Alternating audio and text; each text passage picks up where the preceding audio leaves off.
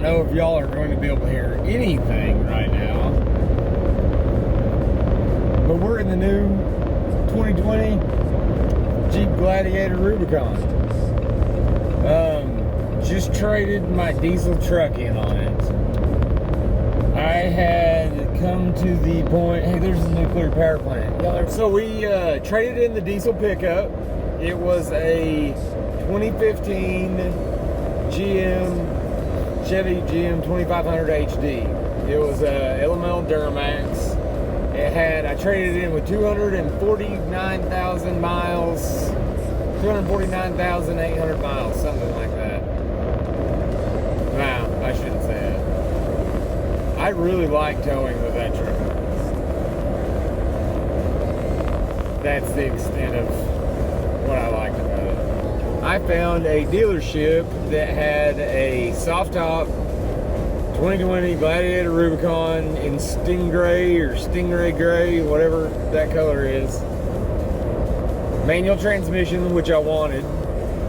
And they were at $44,300. Sounded pretty good. I couldn't even find another one on Car Gurus. Not in my area. I couldn't find another Rubicon for that price. So, drove 3.5 hours today to Conway, Arkansas, and I picked up this is the first new vehicle I've ever owned. 2020 Stingray Gray Gladiator Rubicon. Right now it's got a soft top. I do plan on getting a hard top. And I think I'm going to do the 2-inch Mopar lift, unless something better comes along, more economical, with 35. It's got 33s on it now. All right, let's go on to, so far I've got about 100 miles on it on my way home. Let me talk about one of the first things. Hey, I didn't know it did that. I was looking for the thing that slid out of the back earlier. All right, let's talk about one of the first things that bugs me. This is small. The turn signal. It feels like you're cutting a half-boiled carrot with a, It feels like you're cutting a half-boiled carrot with like a plastic spoon. It's mushy. It don't have a crisp snap to it at all. It's just, it almost feels like it gets caught on itself. I don't know, it does not feel up to par with the rest of the truck. I got the 6-speed manual, which is an interesting side note. When I was eating at the restaurant a while ago, I did not know, I got this because I don't need to tow really heavy loads, but the JT, the Gladiator, tows 7,000 to 7,500 pounds. I did not know that with 6-speed manual, they drop that tow rating to like 4,000 or 4,500, which my camper weighs more than that, unloaded. So, if you're listening to this, wife, we got to figure out how to tow the camper before summer. We'll figure that out. Positives, that's really the only negative so far. I was mad because I didn't think this had an extender on it, but I figured that out while I was talking to you all. Where's the camera? Is it right? There it is. It's actually surprisingly quiet in here. You may not be able to tell because the phone is right in the windshield. It's surprisingly quiet in here for a soft top. All my other Jeeps that had soft tops, it was loud. It was constantly just waving in the wind.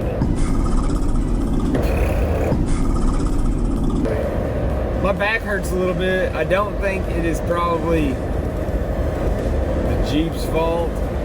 I haven't had the Jeep long enough to find the perfect seating position. I didn't get the expensive seats, and that is probably one of the things that I do wish I had. But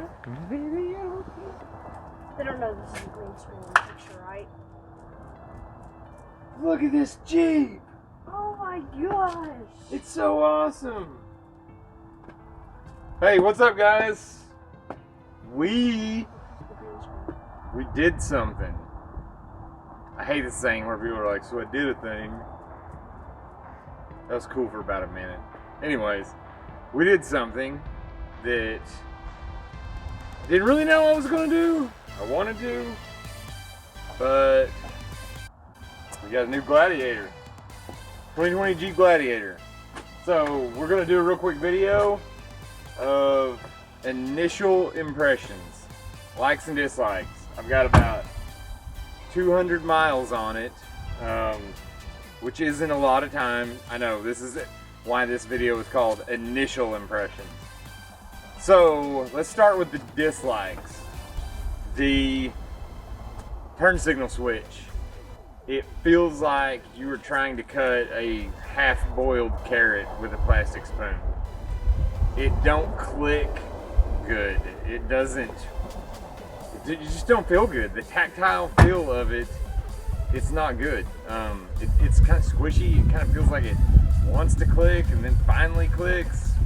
They screwed that up. That's horrible. The second thing that I'm not really fond of, the paint. Let me see if I can try to get the paint on camera on the bed. The hood's good. I mean, it's acceptable. You can see it's got a pretty good finish on it. Even the fenders, you get to the door and you start getting a little bit of orange peel. It's really hard to capture orange peel on camera, but you can see the waves in the garage, the reflection of the garage. The bed is horrible as far as orange peel goes. Look at that. I mean, for $40,000 and $50,000 vehicles, you would think they could do a better job on the bed than that. It is absolutely horrendous. The tailgate's the same way. Ragnar, get down.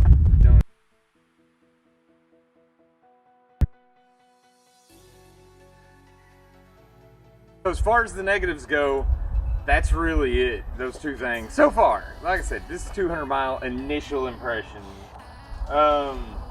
It's not fast. I guess that could be a con, but we knew it wasn't. My dog really is wanting to get in and go for a ride. Positives. Man, it drives really good. Drives really good. Drives really good. Drives really good. Drives really good. As far as the standard transmission feel, it's not sports car precise, but it doesn't have a big old long throw like a 90s model half-ton pickup. It feels really good. The shifter's not real long. It's easy to find the gears. I don't like how far the clutch comes out before it disengages, the clutch pedal. I think they need to adjust that, or I hope it can be adjusted, because about 50% of the throw does nothing. And then the last 50%, the clutch actually starts disengaging. So I don't like that. I guess on to the pros, now that I've talked for 10 minutes. This thing is so quiet inside compared to other Jeeps I've ridden in with soft tops. The tires, I like the tires on the factory vehicle. This is a Rubicon. And these are a pretty nice set of Falcon Wild Peak mud terrains. The hood latch design is better to me than the old ones by a lot. There are speakers in the back seats, like on the chairs. There is? Yeah, like you can feel it. It does have the premium sound, and Jack thinks there's speakers in here. Let's look. I think that's the subwoofer. That's what you're probably hearing. There's a subwoofer. Yeah. Right there. The subwoofer does sound really good. This is kind of cool. You can see there is lighting behind the seats whenever you open these. That's a nice touch. The molly webbing, as you can see, we've got some pouches attached. The molly webbing built into the seats. That's pretty nice. I wish it would have been on a standard grid so that you could use all your molly webbing attachments. Instead, you have to skip because of these. There's nowhere to attach it. I know it's not actually mollywebbing, but it would have been nice if they would have made it. The floor mats are awesome. They fit better than my WeatherTechs ever have. They fit really nice. The only thing I don't get is, and I need to read up on it, they're thicker right here. There's like I guess this is maybe a spot to drain them when you wash it out, but it's got like a foot on it and it's taller, like it needs to go through the carpet or something. So I don't know, I need to read about that. I don't like the red. Plan on painting that to match the body. After Christmas. My son seems to like the red. I don't know if this is for your cell phone. Your cell phone actually fits in here perfect. I've been using it to hold my fob. That's pretty nice. The bed lighting is nice. Ragnar, what do you think about it? What do you think, buddy? These are really nice. Right here. Yes, you can nitpick them. To protect your bed. I'm sure there will be some high clearance bumpers come out at some point, but that is a nice touch for protecting your bedsides coming off of departures on anything steep. Really? That's what you're going with there. So that's kind of an overview. Those are the plus and minuses of the Gladiator. I needed to stop this and take some pictures. Okay, so this is inside. Right now, I am gonna start it. It's the manual, it's the 6-speed, so you gotta have the clutch and the brake in whenever you use the push button. That's a little touch, a little Rubicon. It goes very old Jeep to the new style front end. Let's turn that down. Okay, this is one of the best definition backup cameras. I just don't know if this does it justice or not, but man, I've already got a ball on there. It is super super clear. The quality, and it's huge. Like, it's as big as my whole hand. The 8-inch premium audio system. This is obviously your front and rear locker switch to disengage or engage your lockers. Rear only, front plus rear. Sway bar disconnect. The off-road pages on the menu is pretty cool. It does take a second to load some of the pages, but for what all this system does, I'm pretty impressed with it. Sorry, probably hear better now. So this shows your drivetrain, your steering angle. I can turn my wheels. I don't know really. I mean, if you're off-road, I guess that is important. If you're bound up, especially, to know if your wheels are at an angle or not. Tells you if you're in 4 high, 2 high. Shows if your sway bar is connected, if your axles are locked or unlocked. You've got your altitude here. This is, I guess, your approximate longitude and latitude. But I don't know what good that does you unless you're looking that up on another device. Because I tried to click it, it doesn't do anything. The accessory gauges here shows your coolant temp, oil pressure, battery voltage. Pitch and roll. Right now we are setting at an 8-degree roll because I'm in the driveway of my garage. So right here, this turns on lighting into the floor. This is the brightness of your gauges. That is for your bed light, cargo light, fog lights. Why?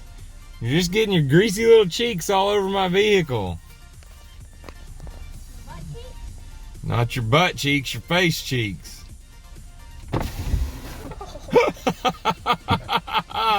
I got it in the window. We're gonna have to slow-mo that on the video.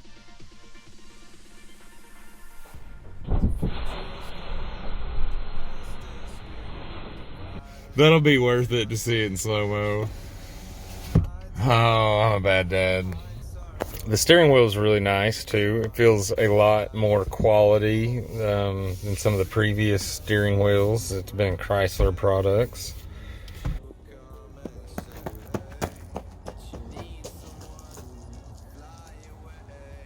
A few things that I had said earlier in the video that was not correct.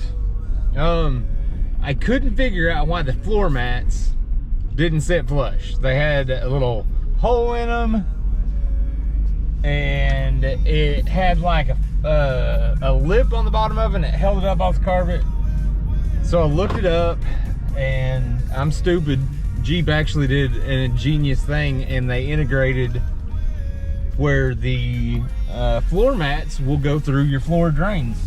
So there's a little piece of carpet you cut out, you pull the rubber plug out of the floor pan, you put your floor mat down, and it's got a lip on it. You push it through the plug, and then the rubber plug that was originally in your floor pan goes into that. So you can actually clean your floor mats out, and the liquid falls directly out of the vehicle.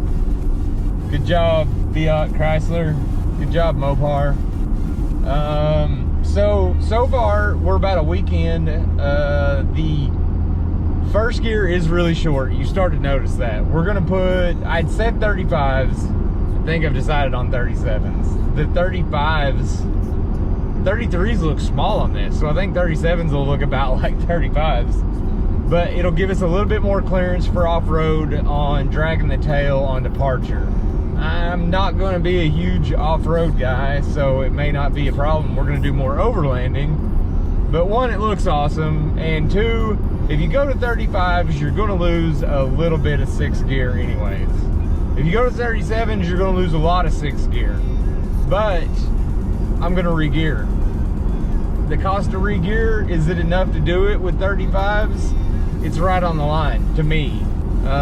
So if I'm going to re-gear, let's go all the way. Let's do 37s. We ordered this to mount my tablet on. I've got an arm down here that I'm coming to a stop, so I'll show you when I get to the stop.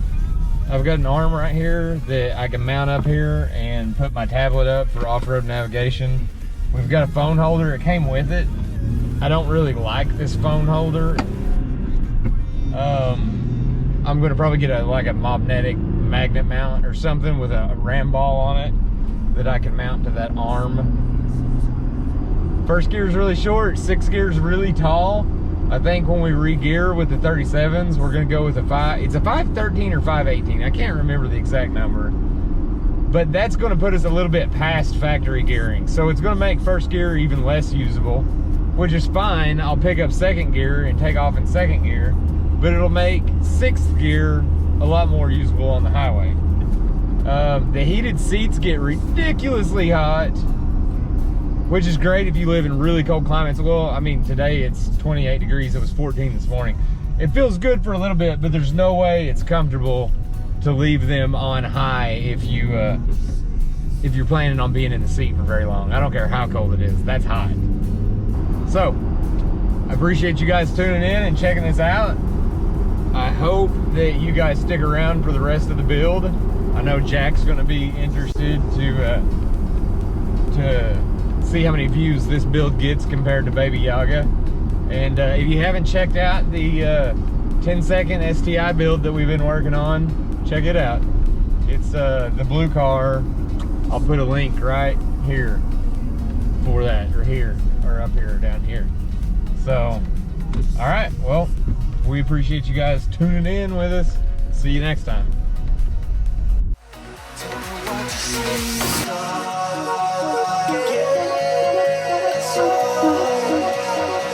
Tell me what you see.